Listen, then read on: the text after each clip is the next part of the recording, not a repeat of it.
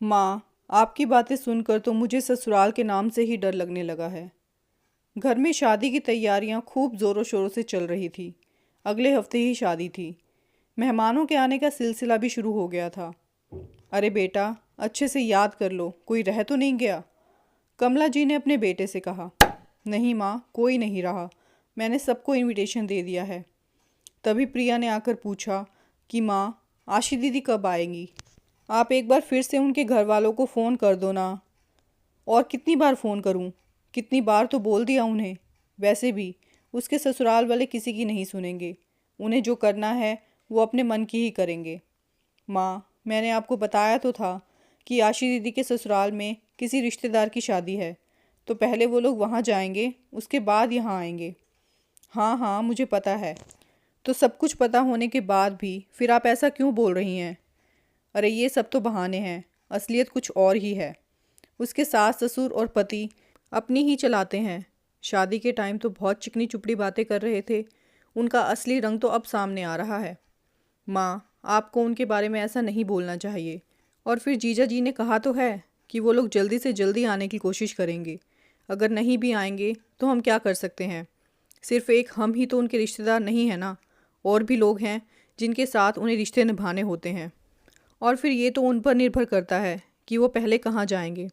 और फिर आशी दीदी भी तो कह रही थी कि मैं पहले ससुराल की जिम्मेदारी ख़त्म कर लूँ, उसके बाद आराम से अपनी बहन की शादी देखूंगी। और फिर वो भी तो ठीक ही बोल रही थी। इसमें कौन सी गलत बात है? बेटा, ये आज की बात नहीं है। उसके ससुराल वाले हमेशा ही ऐसे करते हैं। वो पहली बार में कभी कोई बात नहीं मानते। जब भी कोई फंक्शन होता है तब भी 100 तरह के नखरे करते हैं। बार बार मनाने के बाद ही मानते हैं। प्रिया की ताई जी ने कहा। चलो छोड़ो ना दीदी ये सारी बातें। उनका जब मन करेगा तब आ जाएंगे। आप ये सब सामान चेक कर लो कि सब ठीक है ना। तब तक मैं जाकर प्रिया का सामान पैक करवा देती हूँ जो उसे ससुराल लेकर जाना है।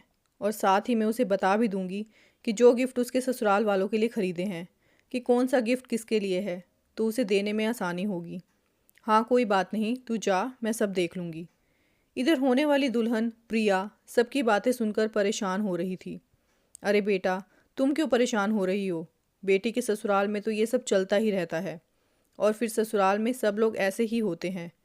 वो लोग अपनी ही चलाते हैं, किसी की नहीं सुनते। माँ की बातें सुनकर प्रिया और भी ज़्यादा परेशान हो गई। चलो ये सब छोड़ो और सामान पैक कर लो। हाँ ठीक है माँ। कमला जी बैग में सामान रखने लगी और साथ ही बताने लगी कि कौन सा सामान घर वालों को देना है और कौन सा मेहमानों को। प्रिया भी सब गिफ्ट्स पर नाम लिख रही थी। देख बेटा, मुझे तो ये पता है कि ससुराल वालों को कितना भी अच्छा सामान दे दो, वो कभी खुश नहीं होंगे और कमियां तो निकालेंगे ही।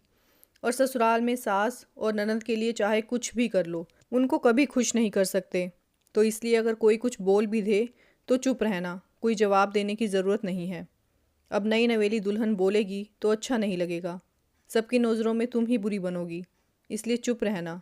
लेकिन माँ, इतना कुछ देने के बाद भी अगर ताना मारेंगे तो मैं तो बोलूँगी ही। अगर वो तेज़ हैं तो मैं उनसे ज़्यादा तेज़ हूँ। प्रिया ने ताव में आकर जवाब दिया। हाँ तो ठीक है, दे देना जवाब। ससुराल में जाकर पहले दिन ही हमारी नाक कटवा देना। अरे बहू को ससुराल में थोड़ा दब कर रहना पड़ता है। और हर किसी का ससुराल ऐसा ही होता है। सबकी सास और ननद एक जैसी होती हैं। लेकिन माँ, हमने तो कभी भी भाभी को किसी भी चीज़ के लिए नहीं सुनाया। अरे बेटा, सब लोग दुनिया में हमारे जैसे तो नहीं होते। और फिर हर किसी की किस्मत तुम्हारी भाभी जैसी अच्छी नहीं होती। अच्छा, तो आपको क्या लगता है कि सारी दुनिया में सिर्फ आप ही अच्छी सास हैं? कमरे में आते हुए प्रिया के पापा बोले। नहीं, मैंने ऐसा कब कहा? और भी होंगी। तो फिर बेटी को ससुराल और ननद के नाम पर इतना डरा क्यों रही हो? मैं कहाँ डरा रही हूँ। मैं तो सिर्फ इतना कह रही हूँ कि संभल के रहना। समझदारी से काम लोगी तो ठीक होगा। ये जो आपका बताने का तरीका है, इससे तो प्रिया के मन में अपने ससुराल के लिए और भी डर बैठ जाएगा। वो पहले से ही अपने ससुराल वालों को ऐसे नज़रिए से देखेगी। आप तो आग में घी डालने का काम कर रही हैं। आप ऐसा क्यों बोल रहे हैं? मैंने ऐसा क्या कह दिया?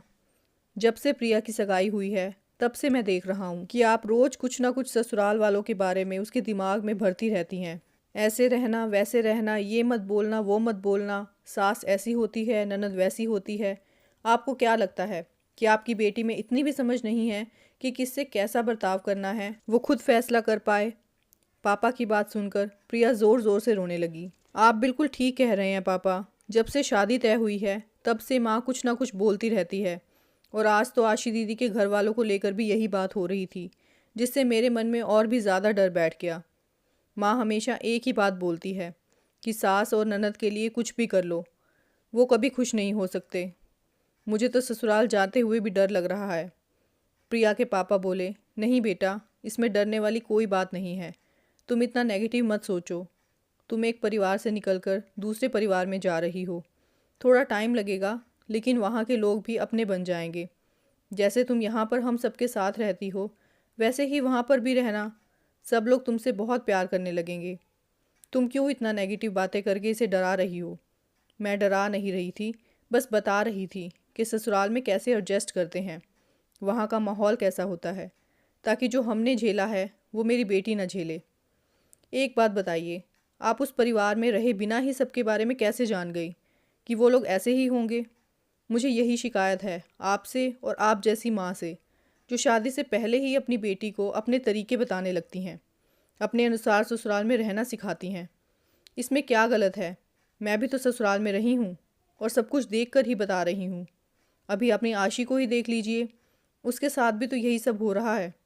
इसलिए मुझे सब पता है।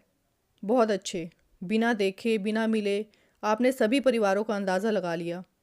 ज़रूरी तो नहीं कि सब लोग एक जैसे ही हों। अगर होंगे भी तो हमारी बेटी अपने हिसाब से उनके साथ एडजस्ट कर लेगी। इसमें आपको कुछ बताने की ज़रूरत नहीं है। रही बात आशी की, तो उसने आने से मना नहीं किया, बस थोड़ी देर हो जाएगी आने में। इस बात को इतना बड़ा बनाने की कोई ज़रूरत नहीं है। मैं कुछ सिखा रही हूँ बेटी को तो आपको बहुत बुरा लग रहा है। आपको क्या लग रहा है कि बेटी एक दिन में ही सब कुछ सीख जाएगी? उसे जाते ही पता चल जाएगा कि किसके साथ कैसा व्यवहार करना है। एक दिन में समझने की ज़रूरत भी नहीं है, धीरे धीरे सब सीख जाएगी। यहाँ पर भी तो अपने भाई बहन के साथ रहती है, तो थोड़ी बहुत खटपट उनके बीच में भी हो जाती है, लेकिन अगले ही मिनट सब भूल के वापस से एक हो जाते हैं। देखो बेटा, अपनी माँ की बातें सुनकर ससुराल का डर अपने मन में बिठाने की कोई ज़रूरत नहीं है। वहाँ जाकर सब कुछ देखना कि सबका स्वभाव कैसा है, उनके अनुसार ही अपने आप को ढालने की कोशिश करना। अब ये सब चिंता छोड़ो और खुशी खुशी अपने ससुराल जाने की तैयारी करो। ये तुम्हारे जीवन की नई शुरुआत है।